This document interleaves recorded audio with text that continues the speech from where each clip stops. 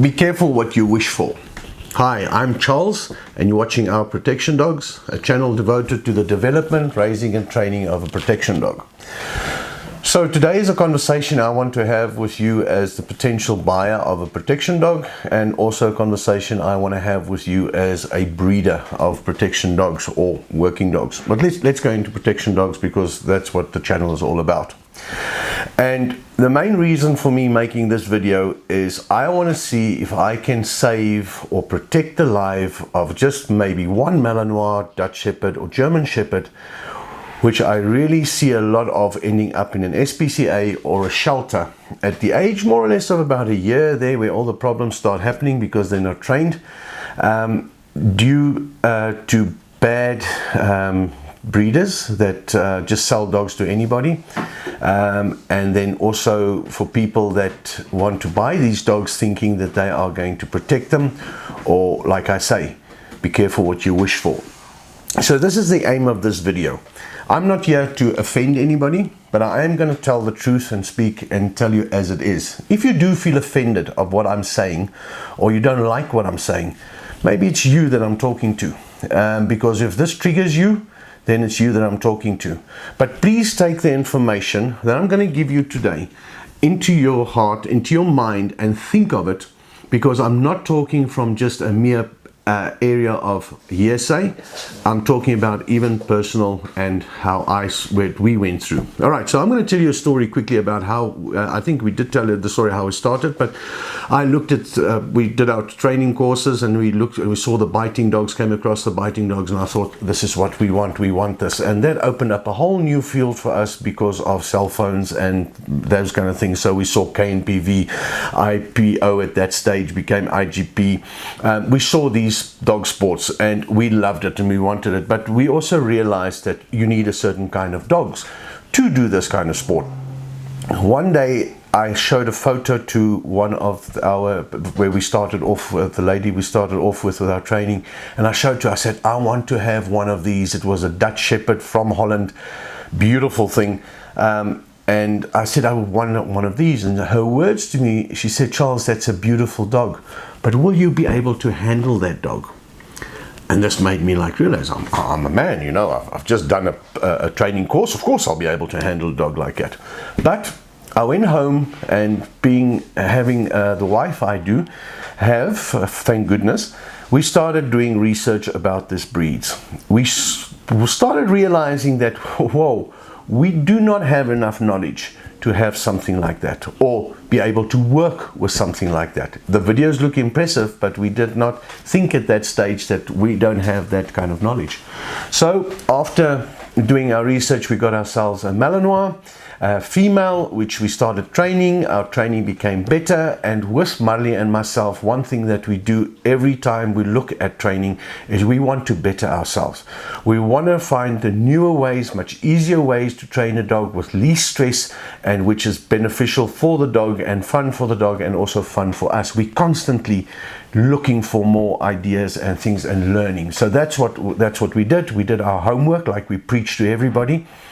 And that's how we built ourselves up to today, having a dog like Saar, a dog like Alpha, a dog like Fatsby, which are really high drive dogs.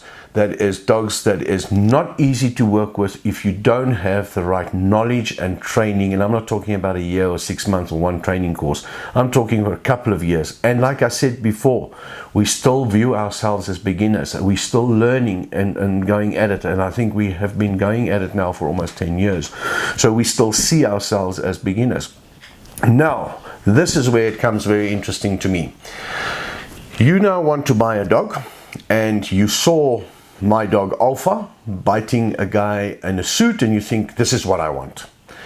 Now you go and you look for this kind of dog, and the biggest mistake that you have done is you haven't done enough homework on those kind of dogs. You now go buy a puppy, which gets advertised to you as very strong dogs, bloodlines from KNPV. They've got titles this long, and they've got pedigrees from here to Moses, and they've got trophies that can be pulled by a truck. This is the advertisement, and you say, this is what I want. And I love the advertisement when they say strong dogs. These are very strong dogs. You go purchase this dog only to realize the breeder telling you how fantastic they are and they're strong and they'll bite anything and they'll protect you like anything. This is what you need. And obviously you buy this because this is what you need. Get home, all of a sudden your shoes get eaten, the kid gets bitten, you don't know what to do with this dog. You take it for training classes, but that doesn't work because you only go once or twice. Then all these things play a role and the dog becomes a year old or thereabout, or even before that, and now you cannot deal with this dog. And what do? Like what happens, because you get those photos on Facebook quite regularly, it ends up in a SPCA or a shelter. People, this breaks so much hearts in the dog world community to see something like that happen. And you know what? It's your fault. It's your fault, and it's the breeder's fault for selling that dog to you, and that dog's well-being and life is on your hands. And I'm saying it straight out to you. You were not good enough to go and do the homework about these breeds. You as a person were not good enough to go and study up and learn how to train these dogs. So it's your mistake that that dog ends up in a shelter. It's your mistake that that dog bites the child. And worse to that, it's you, the breeder, who sold that dog to that people. You even are more as guilty as anybody else. So what do I do when I want a dog? We've preached this. You go out there and you do the just homework of it. You speak to people. You look at this kind of breed. Maybe it's better to get a trained dog that's gone through the training and then get the dog. So, things that you have to look out for as a buyer. And this is like people selling drugs. So I always say this, and I say it out loud and I say it out again. When I want to buy a Ferrari, or no, I haven't got the money to buy a Ferrari, but if I want to buy a car like, for instance, a Toyota, I am not going to go to a Volkswagen dealer to buy a Toyota. It doesn't make sense to me. I'm going to somebody that knows everything about Toyotas, that knows what happens to them, the bad things, the good things, the prices of spares, all those kind of things. I'm going to do my homework, which one fits my pocket, which one I can afford, which one I'll be able to drive. Do I need that or don't I need that? Okay, everybody wants the top of the range, but we can't always afford that. So now there I'm doing my homework, and the guy who's selling me Toyota, he drives a Toyota. He's also driving a Toyota, and he can teach you how to drive that specific car or whatever it is. My point I'm getting to you is the guy that sells you a personal protection dog, or the lady that sells you a personal protection dog, should be able to prove to you in their dogs the kind of training that this dog can handle. Must prove to you that they and the parents of those dogs are proven through the sport. And I say sport, people, because everybody that goes and tells me that they train real dogs, but they're very quickly out there to tell you all the trophies and the championships that mother and father or grandfather has won on the sports field, but they breed real dogs or real working dogs. Save it. It just, please, just don't even go there. Because the guy that proves to you that the dog I have, the male dog I have, has got an IPO3 or a PSA3, it's standing over here next to you, this is what it's done, I've trained this dog, this is the offspring. The chances of him selling you a puppy and you don't know what you're doing is zero. I will not sell you a puppy if you haven't had a working dog. As a matter of fact, I won't sell you a puppy. So now the breeders that you need to watch out for. Are breeders usually that will import these very strong dogs and then breed them and sell them to any Tom, Dick and Harry under the achievements of the father or the grandfather and stuff like that, but never themselves have done any training with their dog. I have heard stories of people getting dogs that they can't get them out of the kennels, go walking with a dog that can't go home for 3 hours because the dog has got her in a guard. Dogs that, people that will have a dog from a shelter that don't even know how to get the dog to sit or stop from jumping, wanting to import a PH1 dog from Holland.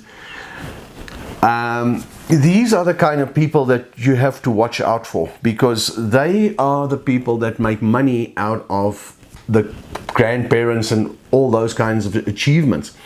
breeding these dogs, selling them to a house, and people's faces getting bitten off and all those kind of things, and then these dogs are being put in institutions like the SPCA or shelters. So this to me it's murder. You are murdering that poor dog, you the breeder, by selling it to somebody like that, because it's going to go into a place like the SPCA, a shelter, who now are so scared of rehoming that dog, because what if it happens again? It's a high drive dog. Now we all know what happens with these dogs. I don't have to tell you. So they are also doing their job to protect the civilian people out there are from these dogs. So people, please be careful what you wish for when you say, I want a strong dog. If you want a strong dog, make sure you have the knowledge of the training of how to work with that dog, the breed knowledge. Make sure that you are living in the environment of a sport where there can be an outlet for that kind of drive that you've got, that you have mentors that can teach you how to take that dog further, not from ground zero, from take you further. You have to have this kind of knowledge. And then you, the breeder out there that imports these dogs and sell them under these fantastic strong dogs, but don't even train or know how to train them, your hands are full of blood of those dogs that gets put down because of your ignorance and arrogance. Those people that bought the dog from you, who got bitten and has to go through a state of don't know what to do and stressful, is on your hands. So guys, people out there, guys and girls, when it comes to working dogs, it's not a joke. You don't have a cooking clue what it feels like to be scared of your own dog. And this is exactly what's going to happen when you buy a dog from somebody that is not proven in their field. Might it be with sport or might it be in a working environment? But let me tell you something. Those guys will not sell you, the novice, a dog. They won't sell you a puppy because they know what's going to happen. Maybe if they've known you for a year and you're friends and you do come to usually they have their own training schools and training classes or do a sport, and you come there and you've proven yourself that this is what you want to do, maybe then they'll sell you a puppy. But then you've got some knowledge and they're constantly helping you and they're helping you grow with that puppy. It is very hard sore to see these beautiful dogs sitting in a shelter because people don't know how to work with them. It's very hard sore to see how these dogs get advertised on Facebook the whole time with all these achievements, but the actual breeder of those dogs just brought the dogs in and they're selling those dogs off monthly. There's puppies that they're selling off for high prices and everybody's buying it from them. When there's a demand, there's a market. You both are at fault over here. Please do your homework before you go in and buy one of these dogs. Make sure that if you buy one of these dogs that you have the knowledge to work with one of these dogs. Just because I had a driver's license for 30 years does not make me a mechanic. You might have grown up with dogs and stuff like that. Nice. Even a high drive pointer. Ooh, that's very difficult to work with a pointer. But boy, let me tell you something. There's nothing like an untrained high drive Malinois or Dutch Shepherd or German Shepherd at a year of age or 14 months of age that has got absolutely sweet blow bugger all respect for you. They have no respect for you because it wasn't trained. To work with a dog like that, that's why they end up in institutions where they have to get put down. That's why you or your kid or a friend's kid end up in a hospital because of your ignorance and a person that breeds them's ignorance and unfortunately arrogance. So I got very emotional over there to tell you all these things, and I really hope that what I said today triggers something in your mind, the buyer, that when you go and buy a puppy and want to train it as a personal protection dog, that you did your homework well. I'm not talking about talking to one person, do your homework well before you buy a pup like that, and make sure you buy it from the right person. Then for you, the breeders out there that breed these dogs under the name of the sports that they do and how strong they are, guys, shame on you, because you are ruining a good breed, first of all. Secondly, you the cause for these dogs ending up dead and in institutions. Make sure that when you sell a dog to somebody, that you can actually prove that you know how to work with dogs like that and that you're going to be helpful. So, without further ado, if you do like this channel, please subscribe to it, like this video. If there's any questions you've got regarding to what I said today, or little things that you would like to tell us that happened to you in the same context that I was talking about, please feel free to leave a message at the bottom. If you're looking for personal advice, send us a email, okay, email, and for Zoom training and all those kind of things. And then for our next video, watch out for our next video. Remember, we are starting with that pet one with our little cockapoo, Annabelle. We can't wait. Tomorrow is the day that we're getting her. So look out for those videos. It's going to be fun little videos with a little cockapoo. I can't wait for it to happen. Cheers.